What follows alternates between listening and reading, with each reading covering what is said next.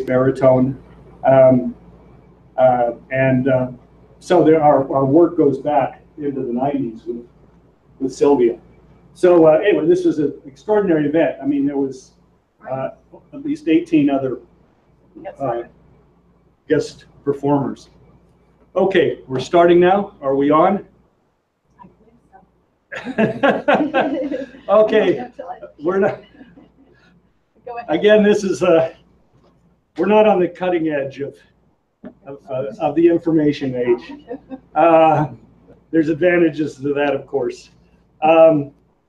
We haven't been taken out by Susnex or other computer viruses, at least that I know of. My name is Brian Lance.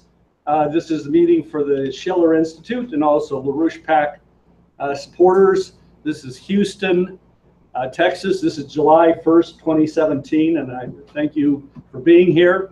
I'm glad you're here for this meeting.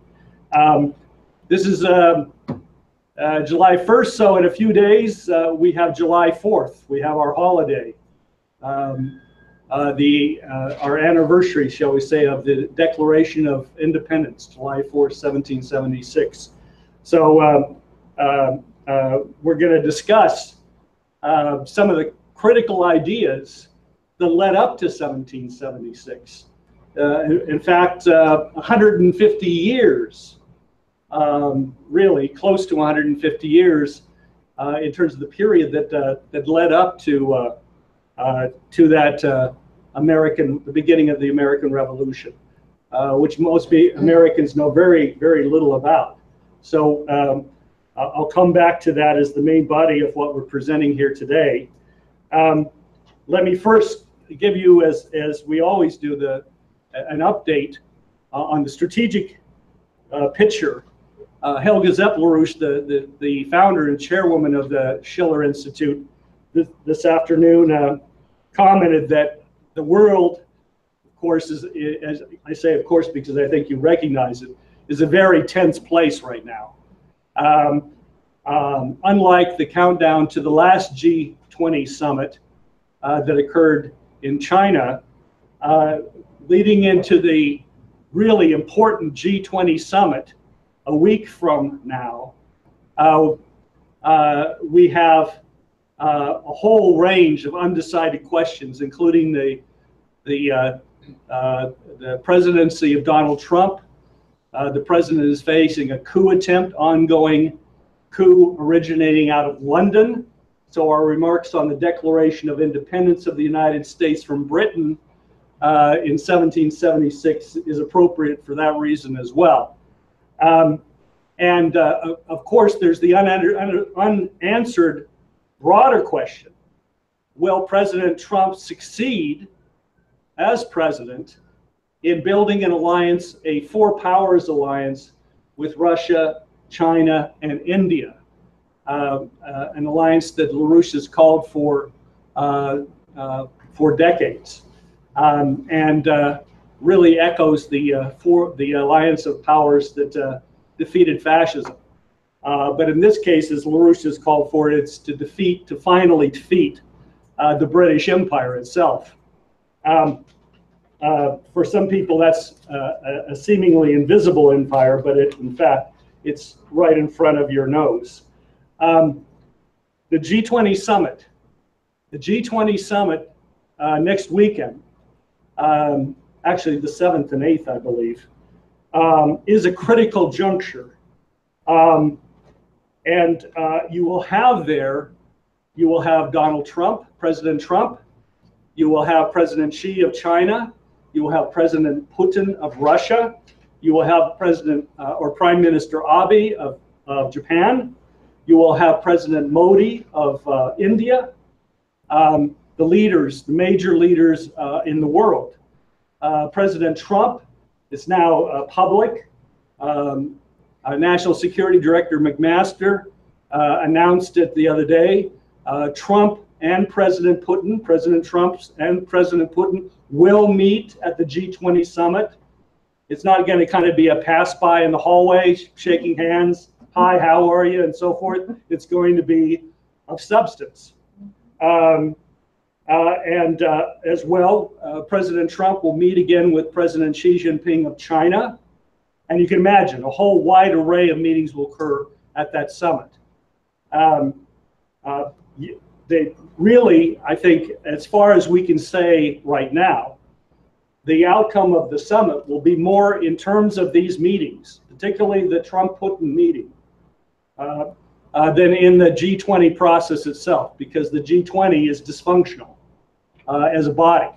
And President or Chancellor Merkel of Germany, who's leading the summit this year, it moves from country to country each year, is committed to a doctrine of green policies, decarbonization, denuclearization, and on and on and on. A Malthusian policy. It's a London direct import from London policy, which is, of course, completely contrary to the whole direction which the Belt and Road Initiative of China and other similar overlapping initiatives are taking the world. So the question is, will the world break finally with this environment of economic crisis and war, or will it fold?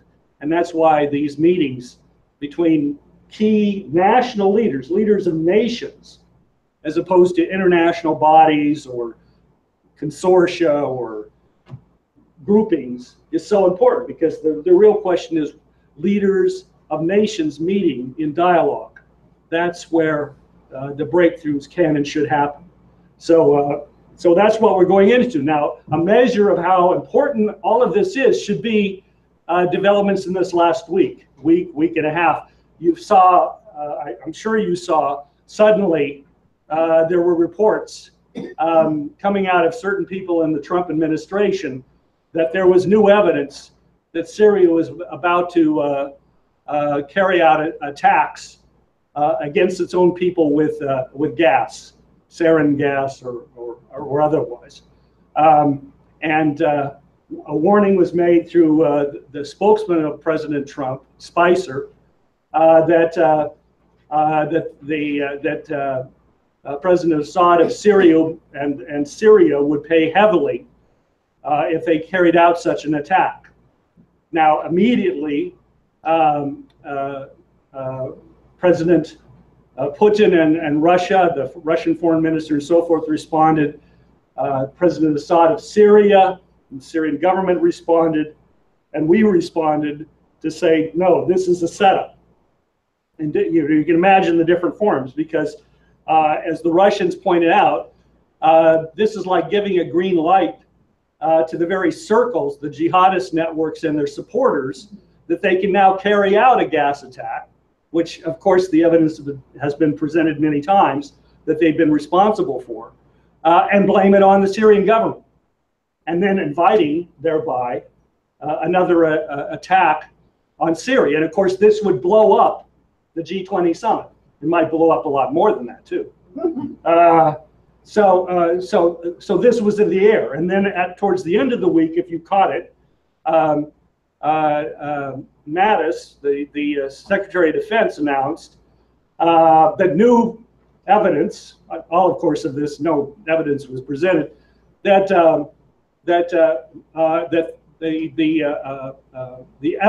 what had been apparent before had been discontinued, that the threat of gas attacks by the Syrian government no longer existed, and so essentially, in so many words, the mini crisis was over. So you can imagine, I mean, behind the scenes, and of course the British, Defense Minister Fallon of Britain in particular, were, waving those pom-poms and doing those dances, and hoping that Trump would get carried off, into another confrontation in Syria. But that's, as I said, that apparently has blown over. But this is the kind of thing that's going on. Importantly, and I just want to mention this because it's something for you to look up, get online and look up. The investigative reporter Seymour Hersh, Pulitzer Prize winner, the man who exposed the My Lai massacre, when he was still at the New York Times, when the New York Times was still an actual newspaper of some sort, as opposed to the failure it is now. Seymour Hersh had published, and he could only get it published in Die Welt, but got it published in the German daily newspaper Die Welt in English and German, a whole intensive, detailed report on the phony story of Syria's gas attack in northern Syria of some months ago. Just so you understand, the London publication, the London Book Review, isn't it? Review of books. Yeah, London Review of Books. Thank you. Had sponsored him in preparing this research report. Hersh is known for his detailed work and his insider position in the military community, intelligence community, built up over decades. And he, in the course of this research, presented to the London Review of Books the sources for his story. Sources that are not revealed in the article, but were revealed, by agreement to the London Review of Books to confirm, that what he, his sources were real sources, as opposed to what we get, every day of the week in the fake news media, mass media. But then the London Review of Books said, nope, this is too dangerous. We don't want to look like we're backing the Ruskies. And so Seymour Hersh had to go shopping to find someone in the world that would publish this detailed account. So it's well worth looking up, but it's Die Welt, D-I-E-W-E-L-T is how it's spelled. And if you need a link, let us know. But if you're someone that wants to kind of work this material through for yourself, it's definitely out there. And his publication of this was a real shot across the bow of the war drive effort. That came out, and obviously not accidentally, came out right in the middle of this whole countdown towards the G20 summit. So that was a very important development. Also, you probably have noted that CNN was caught spreading fake news and had to retract their story on Russian connections to certain investment companies, and then one of their own producers on camera explained how what CNN was producing on Russia and Russian spying and Russian manipulation of the election was, was hooey. I'll just put it that way. And they were doing it. His explanation was that they made their determination of these stories simply on the basis of driving ratings and therefore driving a revenue stream, which is, of course, is not the complete story, but nonetheless, that's been out and circulating over the last week. Now, finally, New York City, and you can put up the first slide if that works here. New York City, we had a presentation here a couple weeks back on the looming summer of hell in New York City and the broader breakdown of the transportation grid in the larger New York metropolitan region. What's up here now, and I think it's on camera, is just a look at Manhattan, which is obviously just, most people think New York City is Manhattan, but anyway, it's just a small part of New York City as a whole. But what you see here largely, particularly running north-south, are the subway lines of New York City. And you probably read they had a derailment, literally going off the rails of these subway cars. Over 37 people, at least the last count I saw, had been injured. And now the governor of the state, Cuomo, has declared an emergency in terms of the New York Transit Authority, the Metropolitan Transit Authority, MTA, and offered $1 billion in aid to get things straightened out.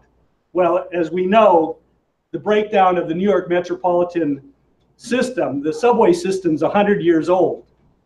The metropolitan subway system is is, you know, overutilized, built to handle far, far less than it's currently carrying, and is part of a general breakdown of not only the subways, but the rail systems, the lines coming in across the Hudson River, coming across the East River, and $1 billion is not serious.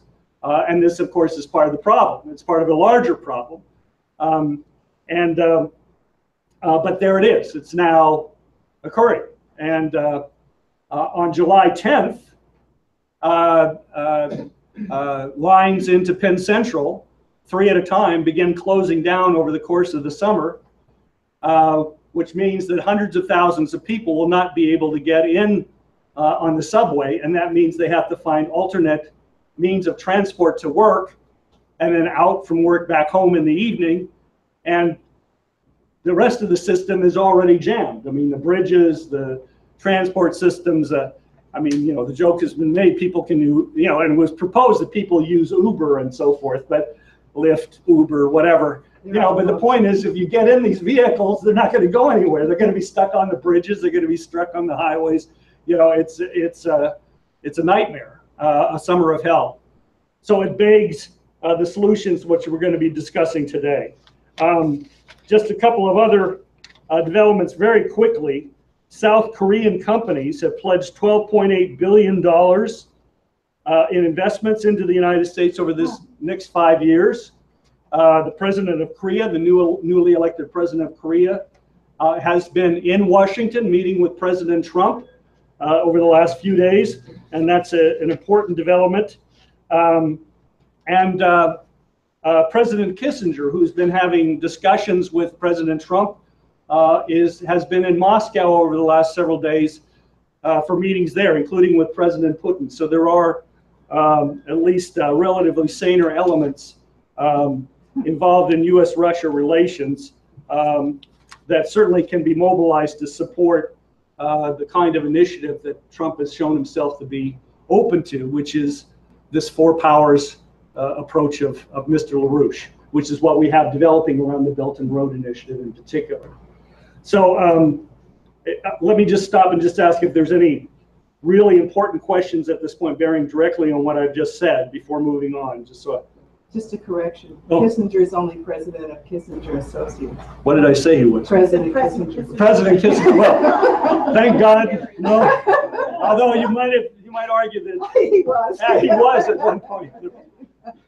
At one point, he said he kept the British government better informed than he kept the president. Right, so exactly. Who was actually running the country at that point? That was back at the time of Nixon and Ford. No, it's a good point. I'm glad you corrected that misstatement. Yeah. Yes, Ted. So you mentioned the rail lines were coming in, were going to be shut down on the 10th of July? Beginning, yeah, for repairs, yeah. For repairs? Yeah, you have to shut down 3 rails at a time because you got the rail that you got to repair, and you got to move materials in on one rail, and you got to move the garbage that you're hauling out on the other. So 3 rails, you know, there's like 25 I could be corrected, but it's roughly 25 lines into, or rail lines into Penn Central now. So 3 at a time will be closed. And those rail lines. Out of 25. Out of 25. That's still a problem. Yeah. Major. Yeah, major problem. People can go back and look at your video. It's on the Schiller text website. Okay. Yeah, sure. Yep. They said it's going to disrupt 20% of those traveling. Mm-hmm. 20% of those traveling will be disrupted. Very large number. And again, that's the Long Island rail line, the east, what are called the East River tunnels. There's actually like almost a dozen tunnels, but the East River tunnels are a set of tunnels, a specific set of tunnels. Those are going to be closed down one at a time, starting middle of next year for several years. And those tunnels are close to 100 years old. And the Hudson River tunnels from the other side coming in from New Jersey, they're over 100 years old. Amtrak says they're going to have to close those regardless within 15 years because they're unsafe. And within 15 years, they're beyond unsafe. I mean, at any moment, they could collapse. There's no hack in so, Hackensack River Bridge. Okay, and then there's the Hackensack. We can go on and on and on here. Okay, all right, so I'm just going to move on here. But what I'm going to discuss now, keep in mind the broader context, because the question is, how do we solve a certain kind of riddle? How do we get mankind onto another pathway? We're making the point, Helga Zeppler-Rouche is making the point that that new renaissance is already in process, has already begun with the Belt and Road Initiative, the collaboration of over 70 countries, over half the world's population now, reaching all the way across Eurasia into Africa, now into the Americas. That's underway. But without the United States, the glue won't hold. It won't be pulled together. If we're on the other side of the fence fighting this thing, then we're headed into the kind of disaster of New York, and we're headed into the kind of disasters that loom in terms of Syria, but in spades. So let me just start out. There's Linda LaRouche wrote a paper in June, late June, so it was really in preparation for July 4th of 2013. And it was directed to our staff in international economic policy, but it was titled The Great Ontological Paradox. And what he was pointing to was that there had, well, I'll just give you the first sentence of it here. He says, the Massachusetts Bay Colony had survived up to a certain point in spite of the Anglo-Dutch tyranny's murderous crushing of the original Massachusetts Bay Colony's pine tree shelling system. And we're going to discuss that.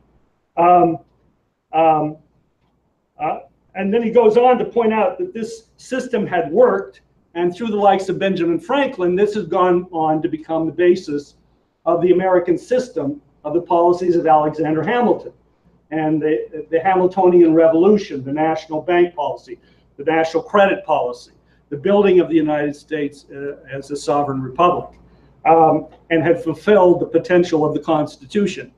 But why, he asks, and how, he asks, has this been forgotten today? What is the secret to this, I'm paraphrasing here, of this, what happened? Why are we in the mess we're in? The lessons were learned, they were known. What are these lessons for today? And he poses it at one point from the standpoint of Kepler, Johannes Kepler, the great astronomer, and what Kepler called the vicarious hypothesis. That's what's required to understand the American system. Again, I'm paraphrasing.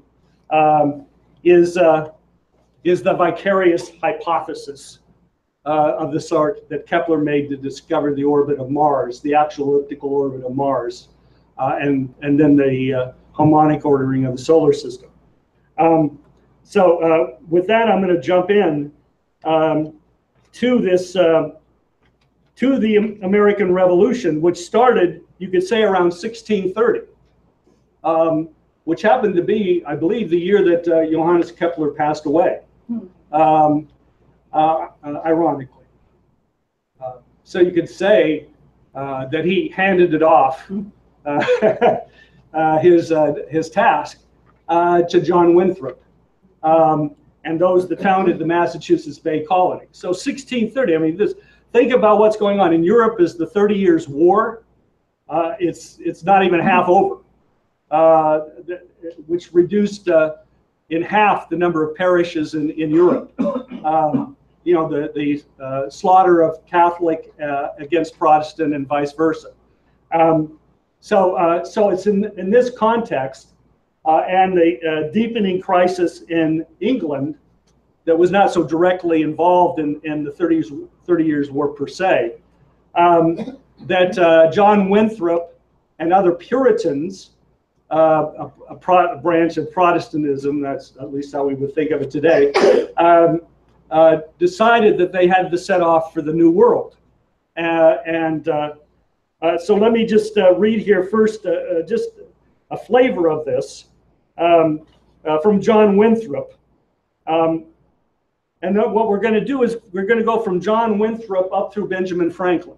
But Benjamin Franklin only up until before the American Revolution. And we're going to kind of explore an answer to the riddle. And at the same time, really, I hope, make clearer in a new way the Belt and Road Initiative and the necessary kind of mechanisms that have to be created today for the rebuilding of the United States. So here's John Winthrop. This was written in approximately 1629. It's called General Considerations for the Plantation of New England.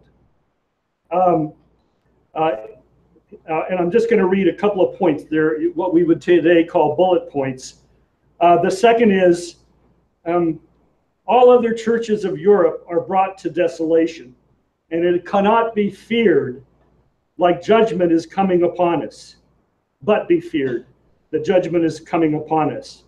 And who knows but that God hath provided this plan to be a refuge for many whom free means to save out of the general destruction.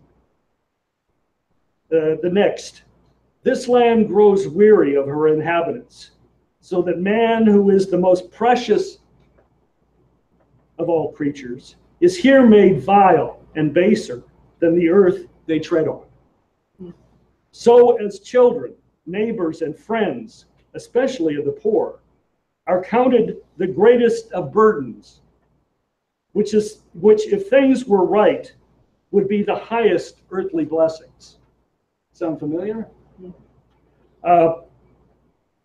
And then here in the affirmative, this is his sixth point for consideration. This was circulated to recruit for this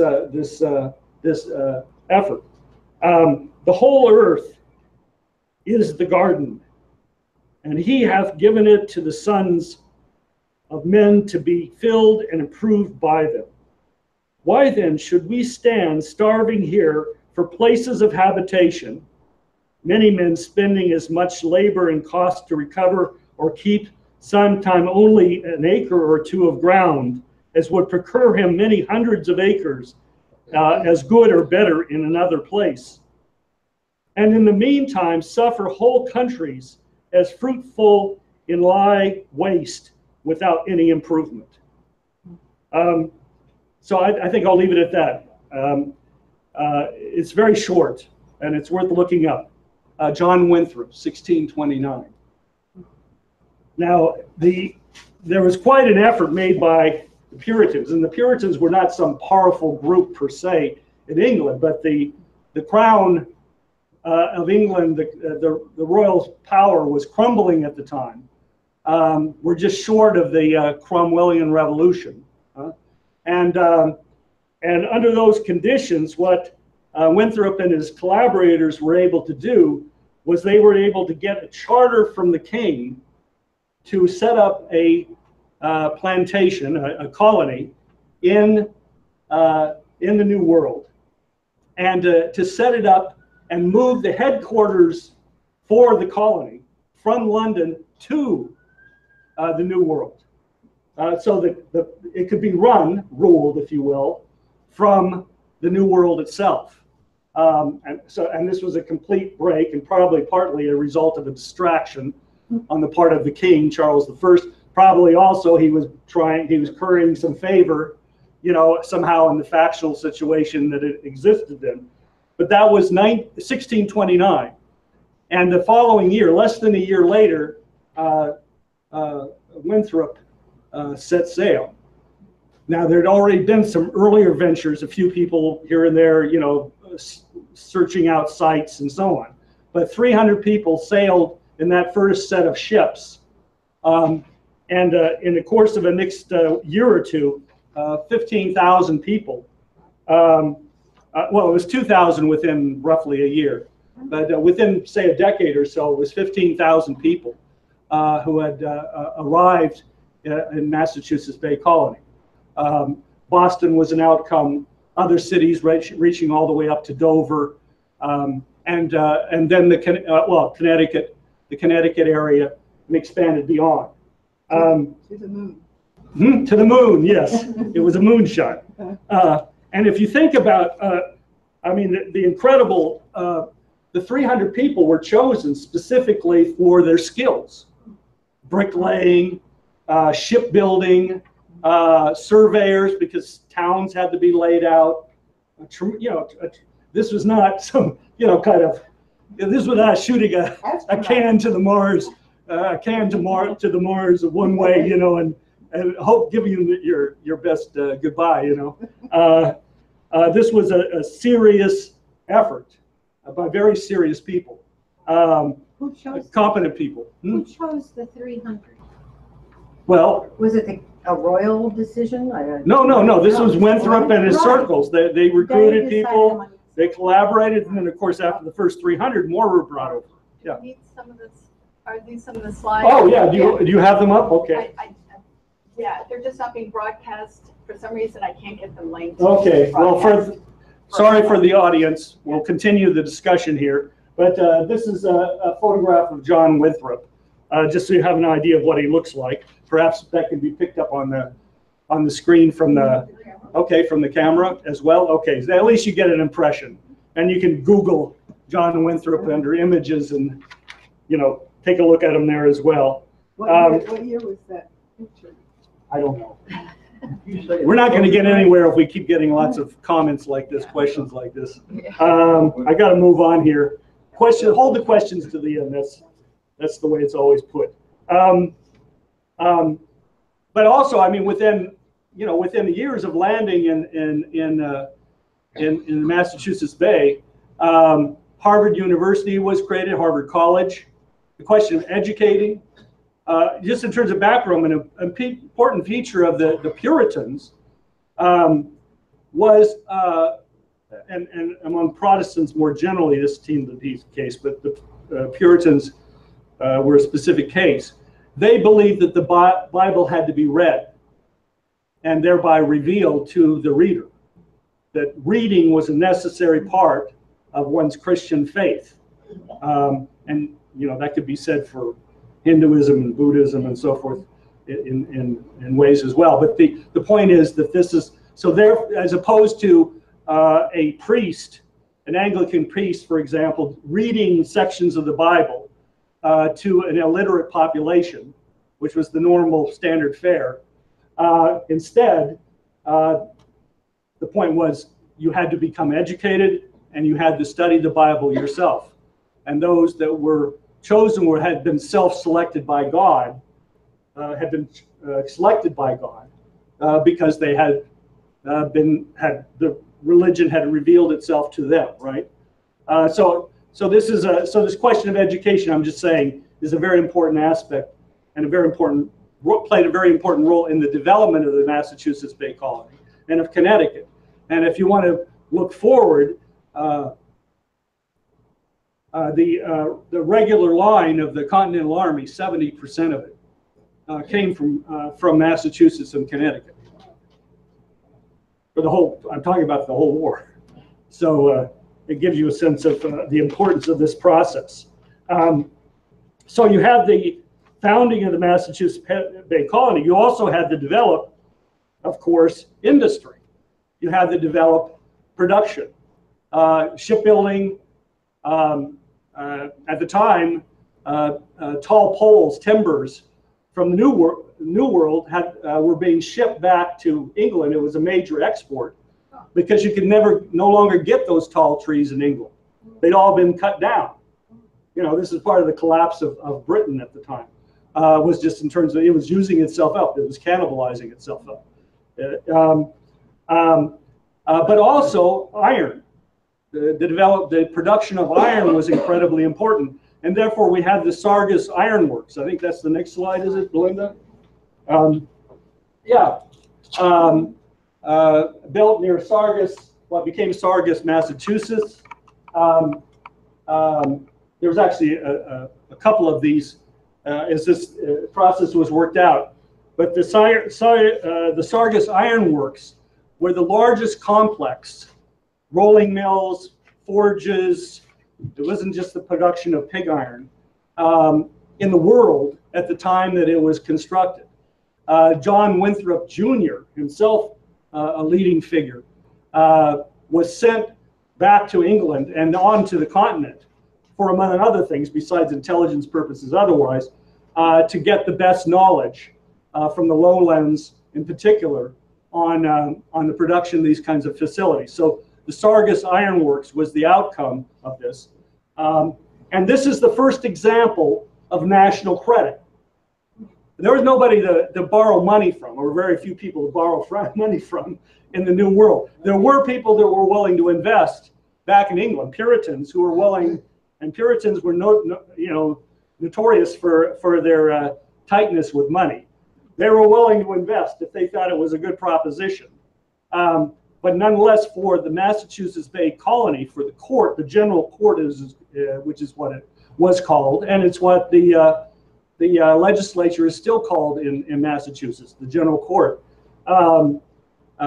determined was that they had to provide a form of what we would call today credit, what Hamilton would later understand to be credit, for the development of the Sargas Iron Works. And this is a very important part of what I'm going to be developing today, as opposed to trying to give you a whole history of the Massachusetts Bay Colony. But just to run through a few items here. The general court extended to the company of undertakers of the Sargas Iron Works that they had first a 21-year monopoly on iron manufacture in the jurisdiction of Massachusetts.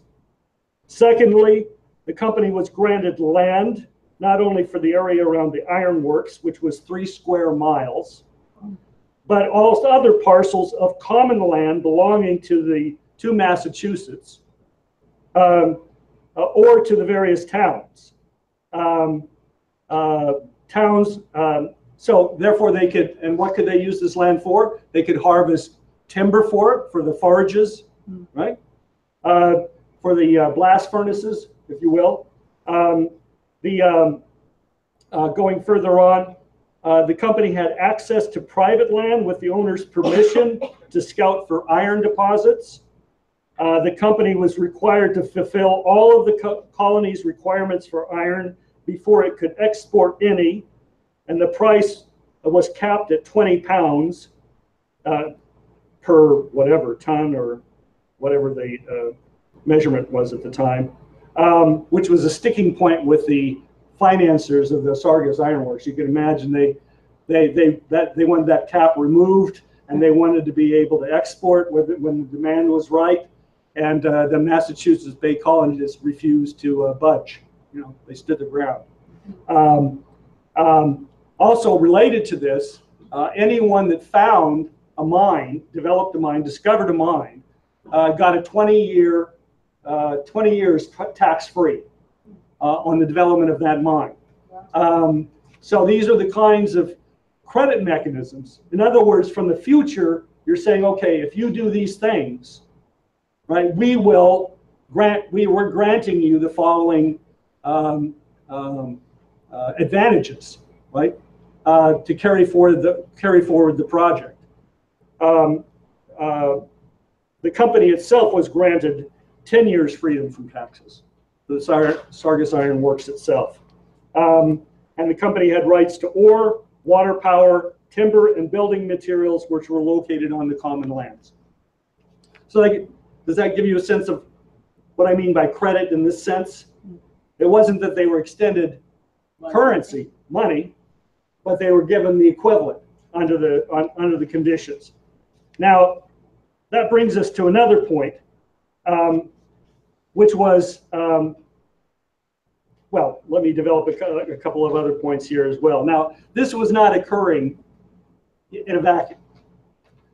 Within 2 years after the Massachusetts Bay Colony began setting up in 2030, well, 4 years. 4 years later, in 1634, the King's Privy Council, you've heard of the Privy Council, many of you. The Queen's Privy Council is the center of power to this day. The Privy Council demanded the charter back. All right. Now, in the meantime, John Winthrop and friends had already imported over, even in the original ships, 8 cannon, and they had added to it since. And of course, they were developing the Sargas ironworks later on. But you can see this becomes another feature of why you need ironworks. But they immediately began the preparation for the defense of the Massachusetts Bay Colony. 4 years after this, in 1638, the demand came again with the threat that the king would essentially come and occupy all the lands, take power over all the lands. In the meantime, fortifications had been built up. John Winthrop Jr., that was one of his tasks, was to comprehend, to survey existing fortifications in Europe, including in England, which he had gained access to before he left, very openly in that case. But all of this preparation. So my point here is, we didn't make the American Revolution out of, yes, in 1776.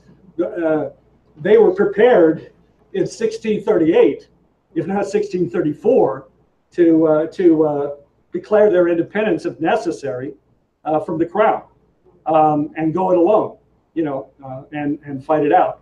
So, of course, this led to a back down on the part of the British crown, but this also led to the creation of, in 1638, of the militia, of the Military Company of Massachusetts, and then within that there was, for example, the 1st Massachusetts Regiment of Militia, 1,000 men, which was headed by John Winthrop himself.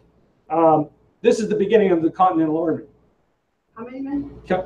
One unit, the 1st Massachusetts Regiment, was 1,000 men.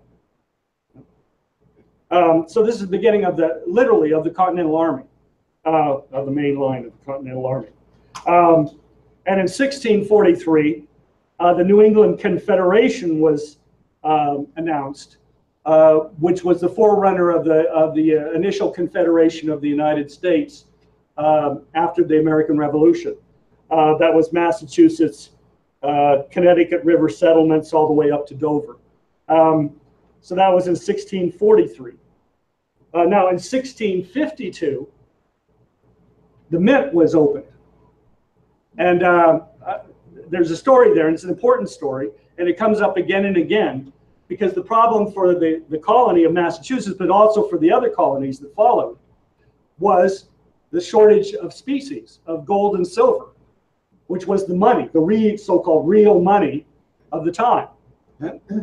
I think this is not abstract. I mean, it should not be abstract. Right now we're dealing with Republicans as well as Democrats who are saying, well, we can't spend it because we don't have the money. All right? We've still got this problem. This is what Lynn is talking about in terms of this question of making the discovery, you know, the elevated standpoint from which to comprehend and solve a problem, which otherwise you're trapped in without a solution. The problem was the silver, primarily it was silver, was being drained out of the colonies, out of Massachusetts, because they didn't produce all that they needed. They needed to import from England, and the balance of trade, if you will, was not in the colony's favor. In other words, it was a colony. It was being treated like Britain always treats its colonies up to this day, which is through a manipulation of exchange rates and so on and so on. In this case, it wasn't a manipulation of exchange rates, but today it still takes this form. IMF conditionalities and so on. The third and fourth world have been turned into the third and fourth worlds, and that's what the Belt and Road Initiative is overcoming.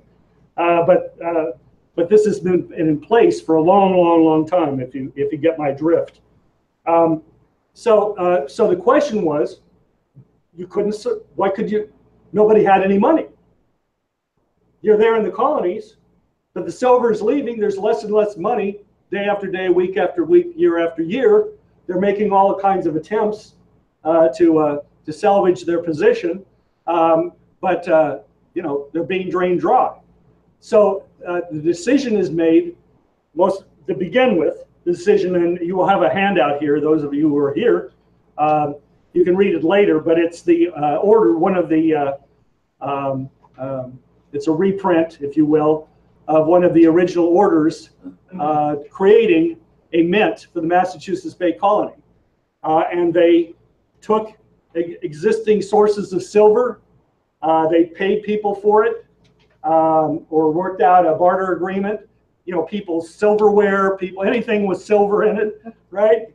Didn't have to be, 100% silver or whatever.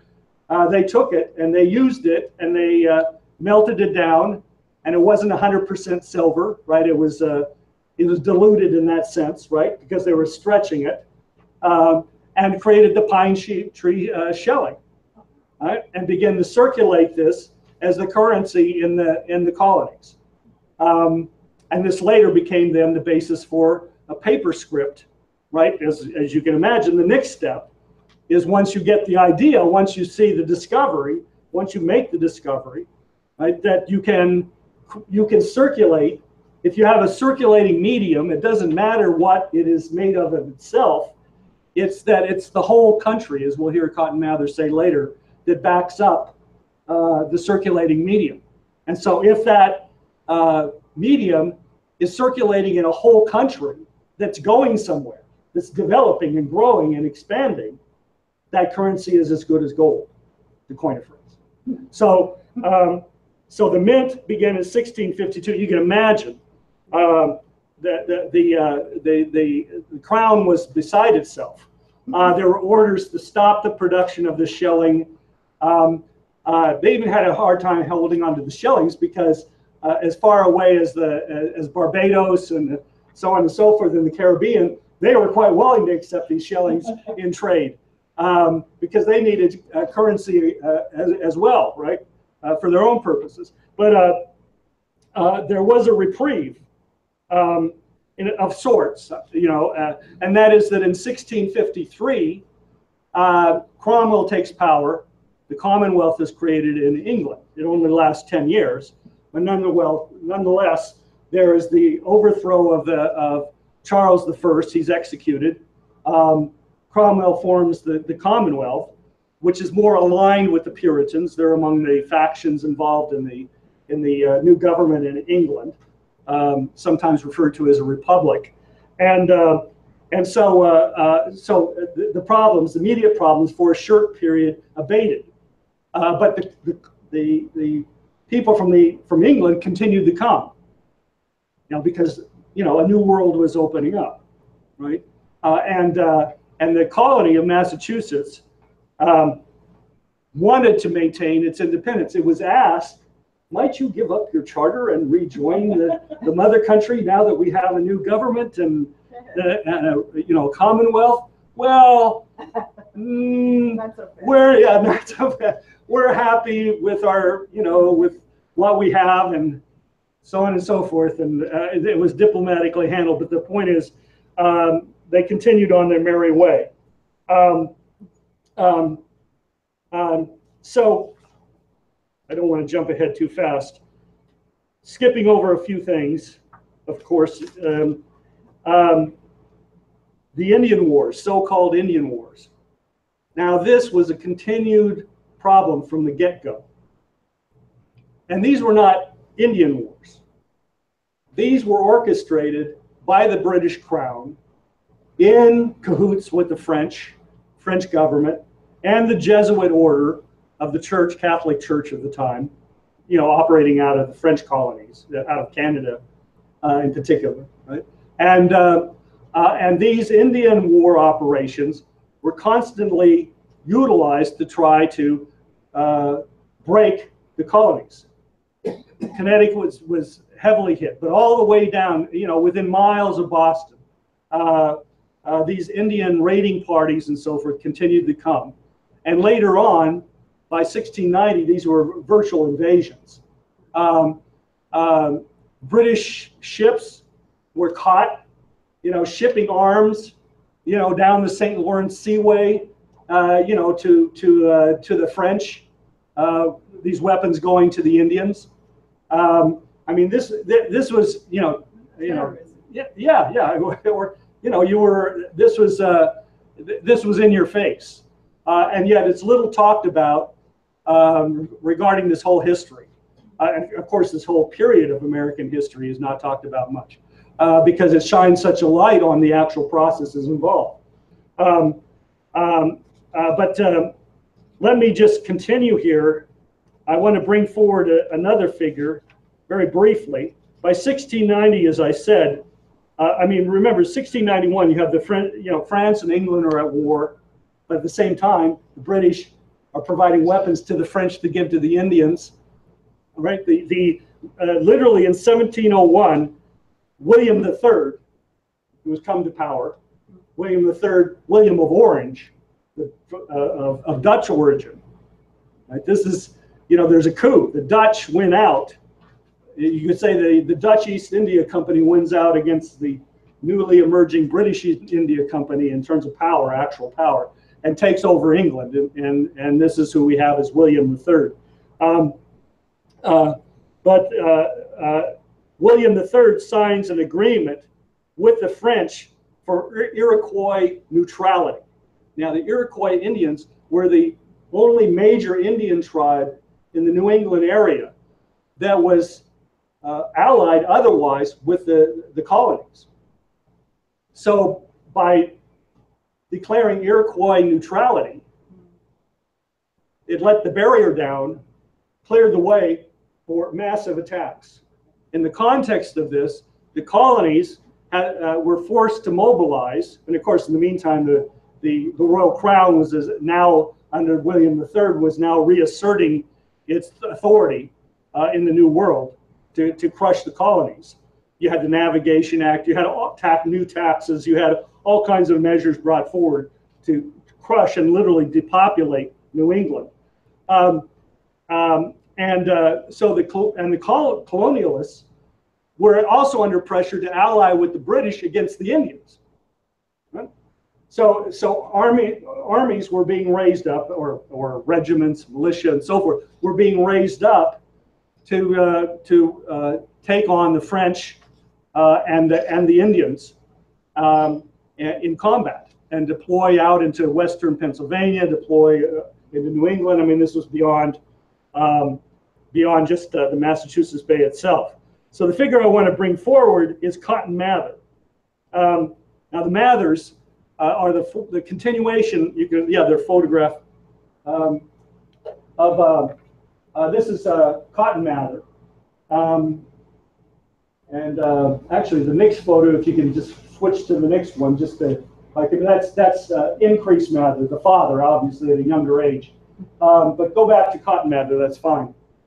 I just got him backwards there. The Mathers are leading lights of the Massachusetts Bay Colony, centered in Boston. Increase Mather is the head of Harvard University. He's a leading scientist. Increase Mather is in collaboration and contact with the circles of Milton, a correspondent with those circles, with Leibniz in continental Europe, an astronomer, actually invited to join the British society, the Royal Society, the Science Society of Britain. They were trying to keep an eye on him. And he was involved in secret missions back to London in the midst of the tumult of this overthrow and William III coming to power and so on and so forth. You can just imagine what was going on. His son, likewise, Cotton Mather, led the largest congregation in Boston and was a leading intellectual and scientist. And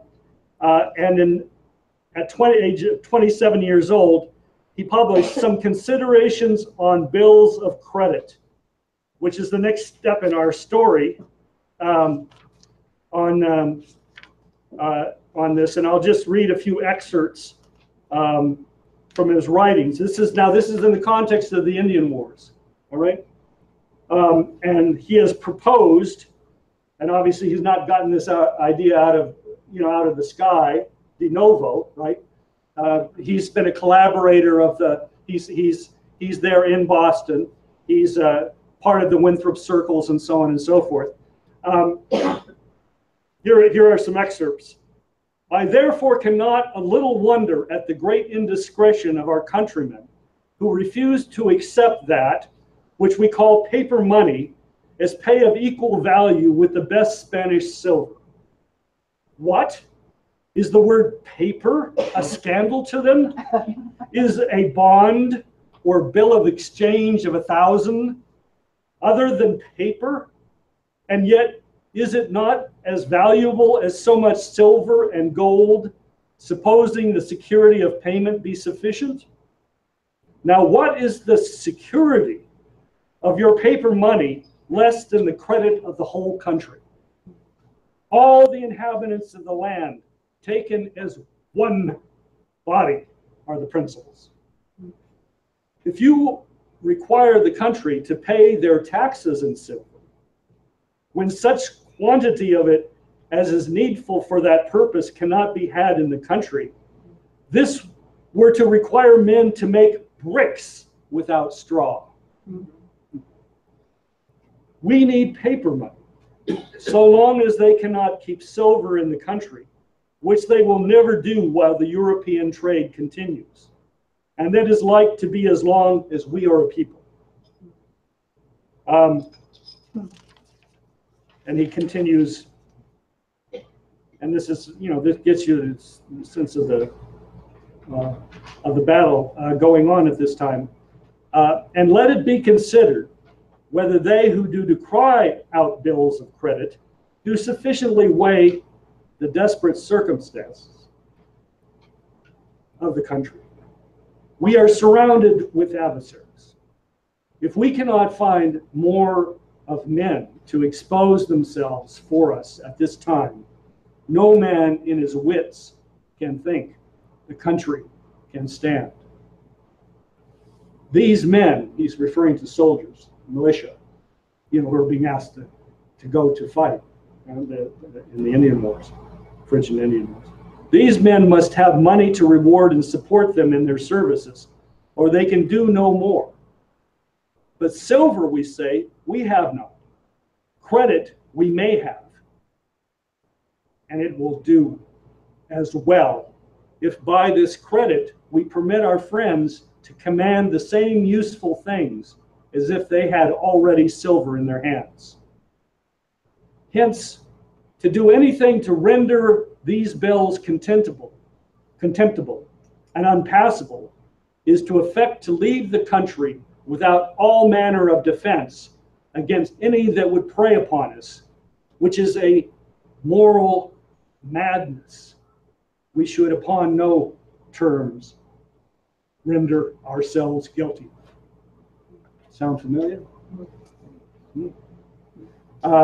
So this is Reverend Cotton Mather. And there's many more things that could be said about him and his contributions, scientific and otherwise. But this is a window into the conflict. Now you may ask, well, who would oppose this?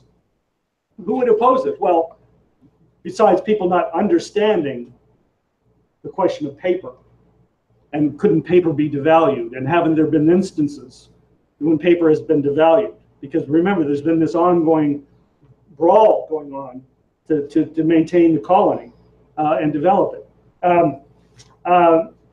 Well, think of the merchants. The merchants importing into the port of Boston, who then are turning around, and selling, right? They want silver for their trade with England, right? And as we'll see from Benjamin Franklin, they know that they have advantages in there being shortages maintained that ensure that the broader market has to rely on them. So that's an important feature of it to keep in mind. So this is the battle being fought out in terms of the financial side of a broader fight to build the nation. So now what I'd like to do is leap forward, I think, a bit to Pennsylvania. and there is really a handoff. I mentioned it very briefly. Boston was literally being depopulated. You can go, I did this 4 years ago, I guess I gave a presentation. It was at the time Lynn's paper came out on the Massachusetts Bay Colony, more in depth. And you can go through the population figures. Boston flatlines. It just stops growing. People are leaving because of the imposition of the new taxes, restrictions on trade, and so forth that are being imposed from England by the crown. You have revolts. You have Andros, who's appointed as the ruler over Massachusetts Bay Colony. He's basically thrown out on his ear. He's forced to surrender and leave the country, but he comes back, basically with a navy with him. So there's an ongoing battle going on. Well, at the same time, Philadelphia has become the center of the Pennsylvania colony, and it's actually not a colony. It's been created by other means. William Penn, actually, his father was owed a great deal of money by the crown, and they decided to pay him in 1681. Charles II, to pay debts, gave the territory of what became Pennsylvania to William Penn's father. And William Penn himself, as a young man, immediately headed off across the ocean, a Quaker family, and immediately set up shop, began designing a city, and that became Philadelphia. So that was 1682. So you had the setting up of Pennsylvania as not a colony of the crown, but as a privately run, company or property. And so the rules were different. They didn't apply. Now, so there, as I said, there was a handoff from Cotton Mather. Cotton Mather was a collaborator of Benjamin Franklin. Benjamin Franklin, as you may know, started out in Boston. He moves down to Philadelphia, right? He set it up a junto already of like-minded young men. He's done that by the time he's 21. He goes on to set up fire departments. He goes on to raise the first militia in Philadelphia. Quakers don't fight wars. They don't fight battles. They don't believe in war. But Franklin used his printing presses, his newspaper and so forth, to rally citizens to the cause, to call up a militia for the defense of Philadelphia and the defense of Pennsylvania. Again, a contribution towards what became the Continental Army in terms of how it worked. So Benjamin Franklin, just so you give an idea, is born in 1706. 1727, he's created the junto. They've created the library, lending library. This goes on to become a public library system, and so forth and so on. In 1756, so he's 50 years old. He organizes the Regiment of Philadelphia against the Indian uprising. Again, these Indian deprivations continue, again manipulated, and so on. But the writing I want to bring to your attention right now, and these a couple of things from Franklin will close out my remarks here, is a modest inquiry. One of his modest inquiries. You can say it was modeled on Swift, I guess, Jonathan Swift. A modest inquiry into nature and necessity of a paper currency. And you see here, and he published it anonymously. But then later, in his autobiography, you can read he'll tell you about it, that he wrote it and circulated it to very good effect. So I'm just going to draw on a few notes on it from here. In his autobiography, he says, I'm just going to read a few sentences. He says there in his autobiography, published years later, there was a cry among the people for more paper money. Only 15,000 pounds being extant in the province, and that's soon to be sunk, gone, species. The wealthy inhabitants opposed any addition, being against all paper currency for the apprehension that it would depreciate as it had done in New England to the injury of all creditors. We had discussed this point in our junto, where I was on the side of an addition, being persuaded that the first small sum struck in 1723 had done much good by increasing the trade, employment, and number of inhabitants in the province, including the number of inhabitants. Since I now saw all the old homes uninhabited and many new ones building, whereas I remembered well when I first walked among the streets of Philadelphia, I saw many houses on Walnut Street and so forth to be let. Anyway, this kind of argument, well, therefore, we should expand the money supply, which they did. And he reports that the utility of these new currency printings, which he actually got the contract for, which he's quite proud of how that paid off for him. Win-win. Yeah, win-win. That's right. That's right. Good. He says the utility of this currency became, by time and experience, so evident that the principles upon which it was founded were never afterwards much disputed, so that it grew soon to 55,000 pounds, and in 1739 to 80,000 pounds. Trade, buildings, and inhabitants all the while increasing. So here's a few quotes from Benjamin Franklin at the tender age. Did I say 23? 1729. Yeah, 23 years old. Okay, so here we have.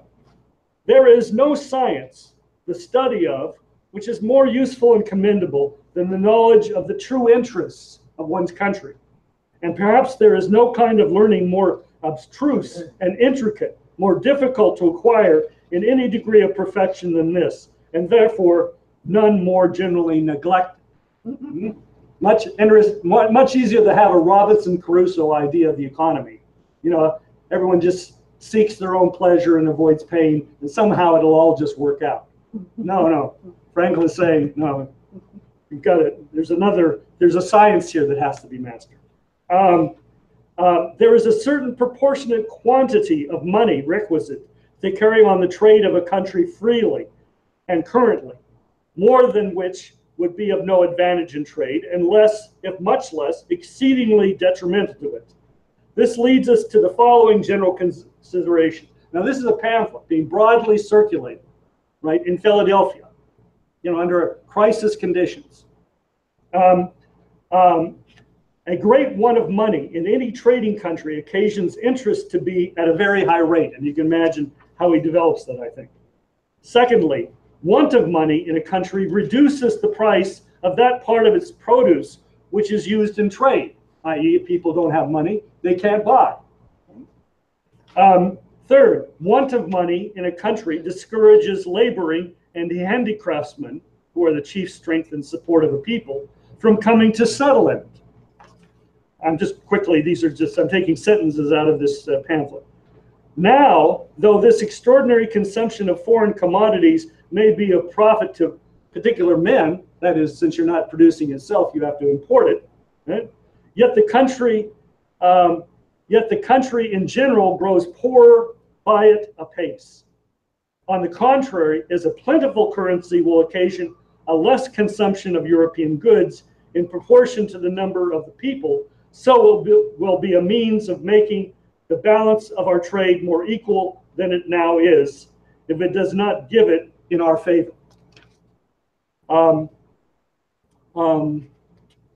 me leave it at that. There's more here. He comments, you can imagine other features of it. And he was supported, actually, in circulating this, he was supported by the governor of Pennsylvania at that time.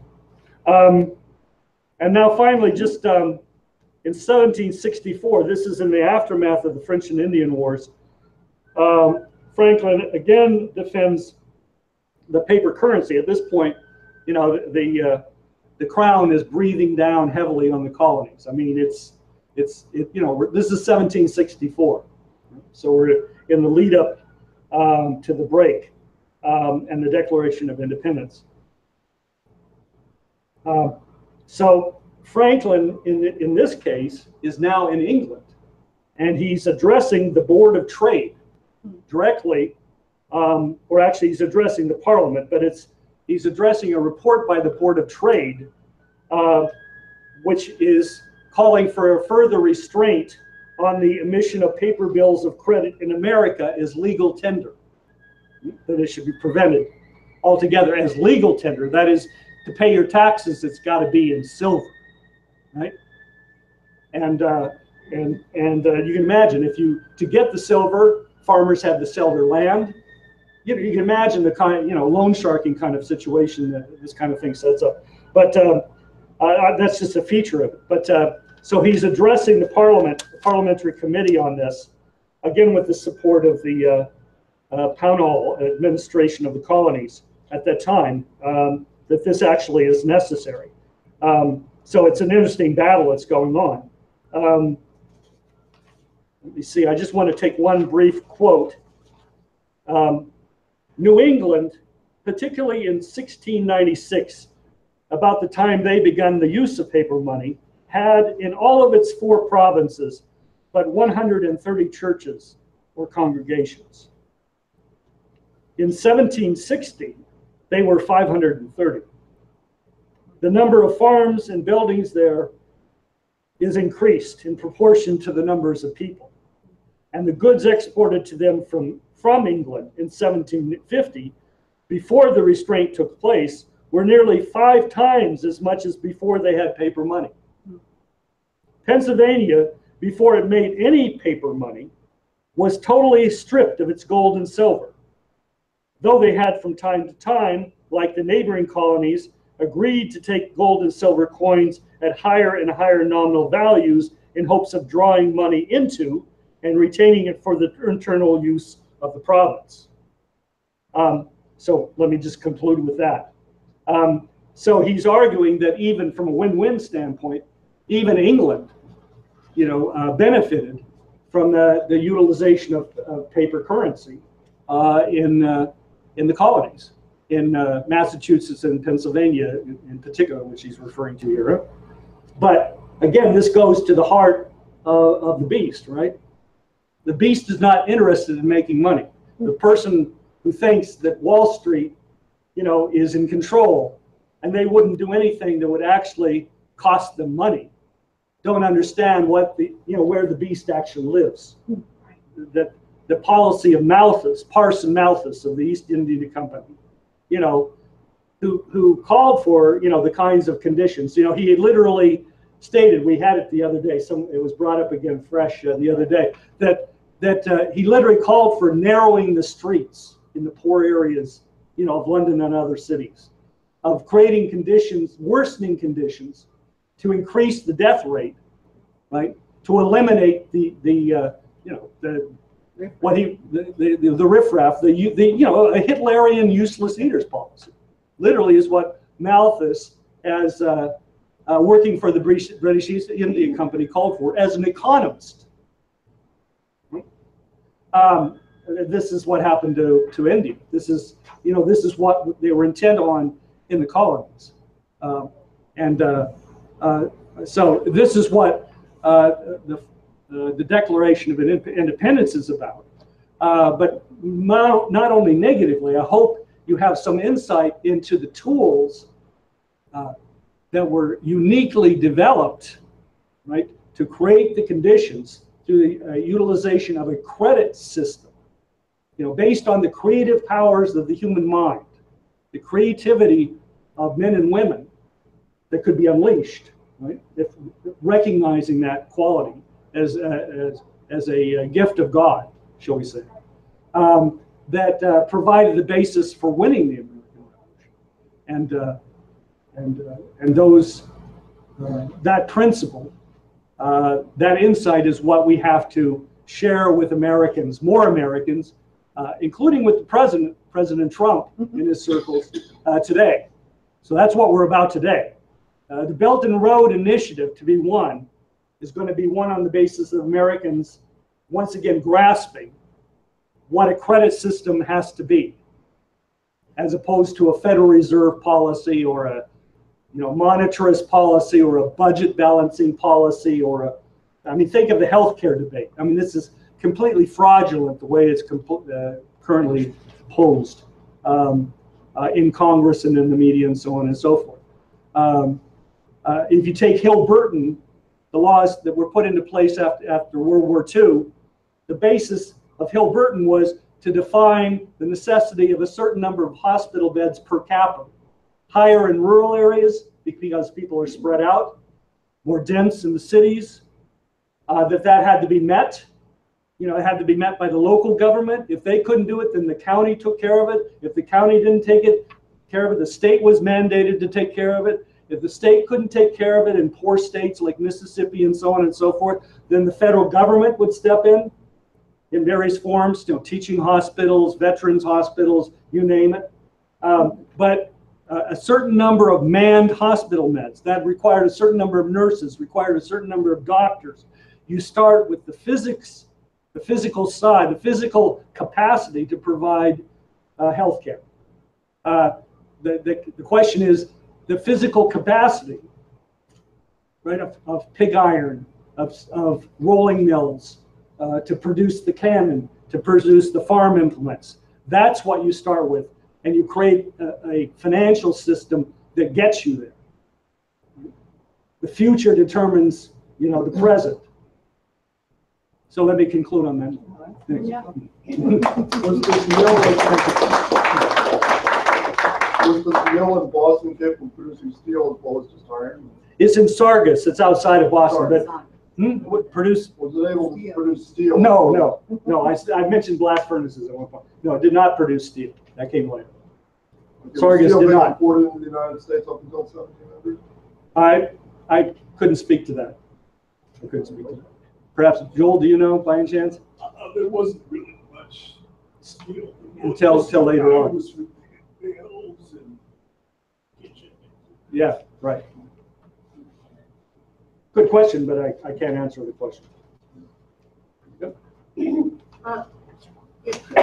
you just restate the difference of how paper currency worked in Ben Franklin's time compared to the quantitative easing?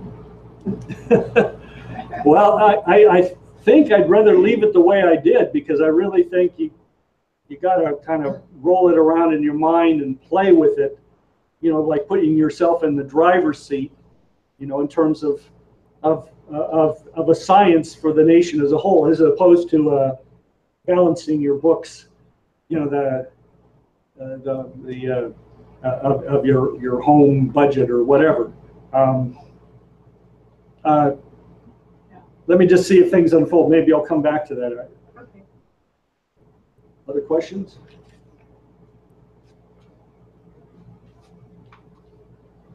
Well, to answer your question then, since that's where we're left. That seems to be holding everybody's breath.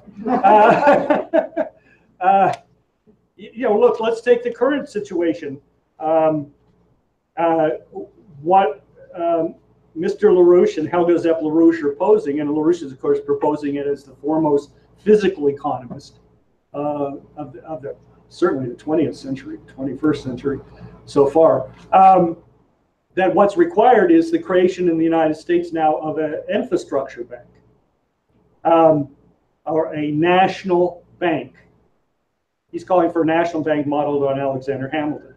And it's interesting in terms of China. China does not have a Federal Reserve. It doesn't have a central bank in the sense of Federal Reserve. The question of monetary policy and so forth comes under the State Council. It comes under the leadership of the President and the State Council, the Standing Committee of the State Council and so forth. I just throw that out. How a national bank, as Hamilton created it, took in debt and utilized it as capital. As you may know, after the American Revolution, a great deal of debt was outstanding, held in the form of continentals, held in the form of IOUs of the states that the states had written, as well as the federal government. The saying was not worth a continental. That this had virtually no value. because the country was bankrupt at the end of the American Revolution, for all intents and purposes. Hamilton, in his sagacity and drawing on these conceptions of Mather and Franklin and back to the Winthrops, went further and said, all right, we will honor this debt.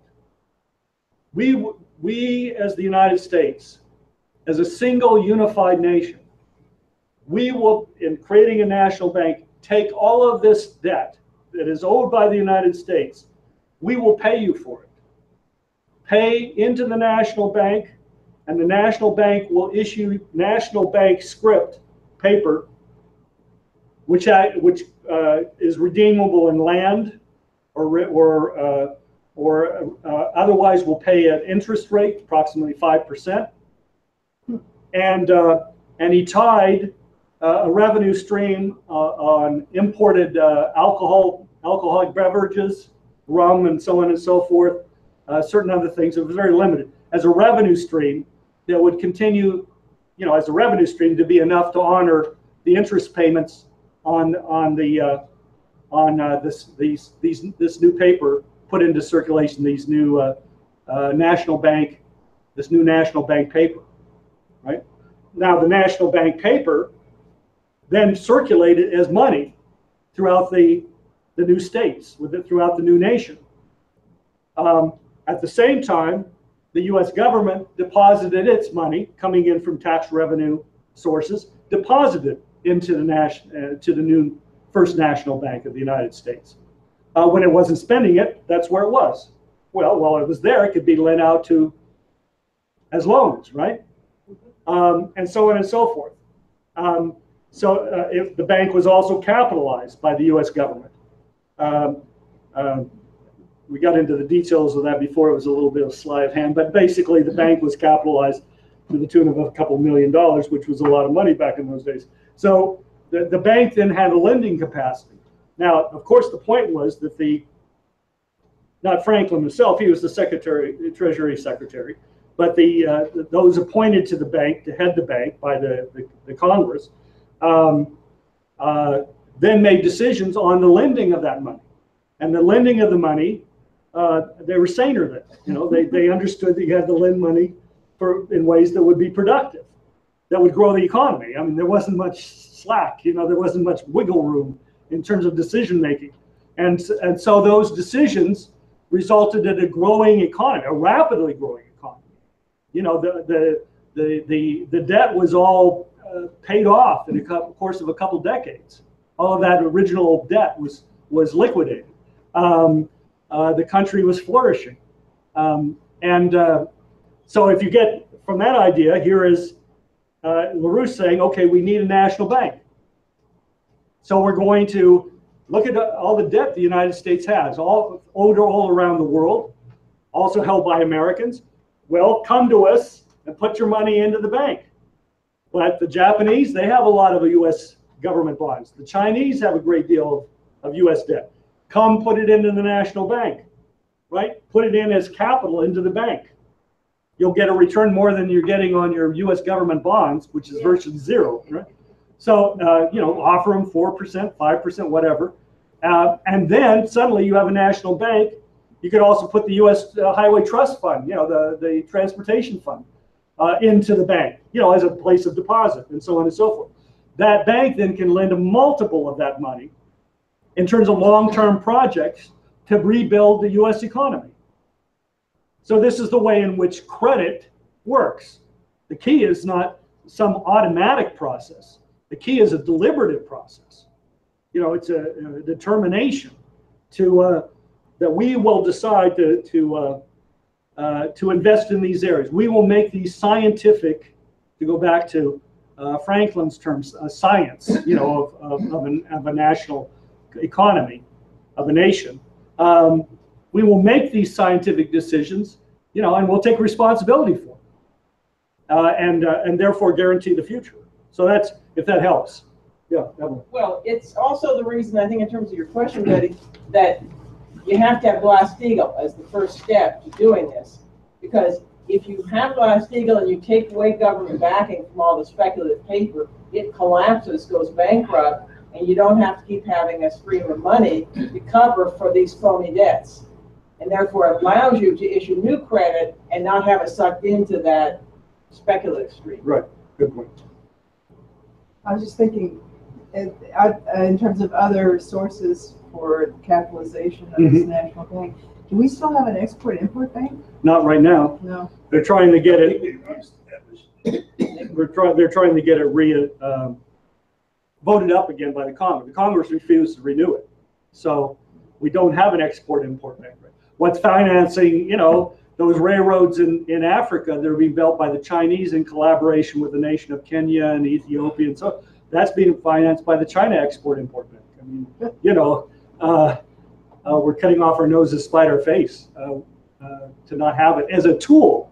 Right. How it's used, that's again another question. That's part of why the Export-Import Bank was why the votes weren't there to keep it in operation. It was seen as simply helping a few people like Boeing, but not really helping the country as a whole. I was just thinking that when you said Franklin was in England in the 1750, you know, for 20 years he was there. Yeah. But he was also in all the scientific circles, and so they actually had a choice. Like Lynn's always said, it's a political economy, and so when the networks were closed down and knocked out in London, that, you know, he's also working with France and whatever. It's actually a global fight of the same manner and way we have today. That's a good point. And we have to understand the combination of that, because we have to actually knock out this enemy and actually pull it at this higher level, which is really the American Revolution. It's an international thing.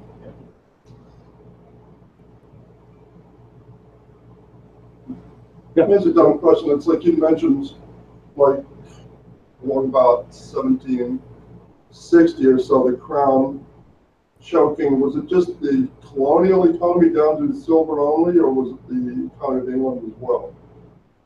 Well, it was I mean, you take the example of Hellfire clubs. Let me just point out, I wanted to mention earlier, this book, How the Nation Was Won by Graham Lowry, H. Graham Lowry. You know, is the book. I mean, that goes through this history in detail, and original research. And we published this years ago. It's still available, Amazon.com. There are 4 of them here. You know, I think they're 1995. Anyway, just an incredible history. This is was to be volume, but it's the period 1630 through 1754. So just to mention, but in it, Graham, for example, develops the Hellfire clubs in London. I mean, debauchery. I mean, the worst story you ever heard about the Church of Satan or whatever, you know, doesn't measure up to the Hellfire clubs. Really? Oh yeah, you know. Didn't they also have? I mean, you had tallying sticks, right, which were in existence up until about 1830, which was sort of like a 15th or 16th century version of something like Bitcoin, right? I don't want to get obscure here. You know, you had one bubble after another. You had it in Paris, the Mississippi bubble. You had the tulip bubble. You had the, you know, the whole economy. It was like Wall Street. Cocaine, you know, drugs, prostitution. Hey, that's how it ran. You know, it was based on speculation, gambling, debauchery. That was the crown. That was slave trade. Opium wars. You know, so this is what even before it got the worst as it got it worse. This was what John Winthrop was already talking about, you know, in 1630. This is what the Puritans are unhappy about. A little bit, yeah. I mean, it's what human beings should be unhappy about, right? So it's not to be lived with, you know. So there was a belief in a higher purpose, right, and a different concept of man, that this is not what we were meant to be, and yeah, no, it was it was bad. It was really bad. It was completely look. This was the period in which the British East India Company emerged, and the British Empire. The British Empire was the British East India Company. The armies of the British Empire were the armies of the British East India Company. They weren't directly under the crown. They were under the British East India Company.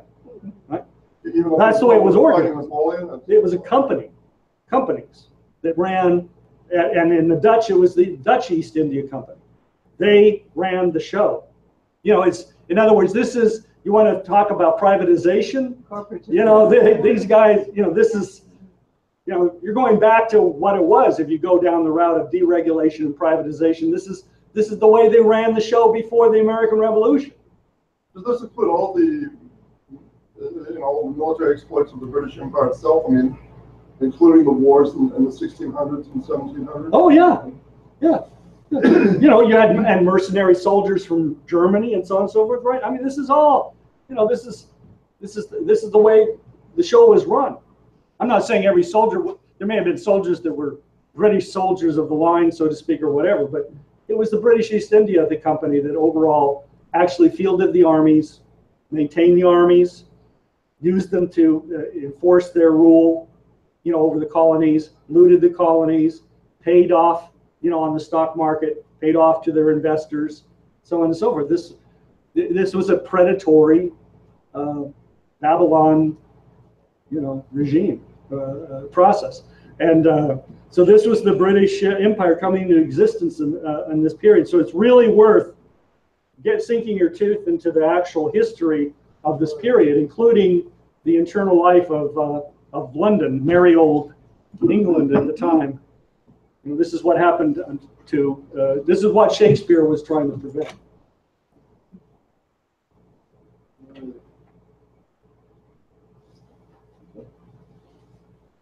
Well, if there's nothing more, we can just end today's show at this point. Thank you for being here. Thank you for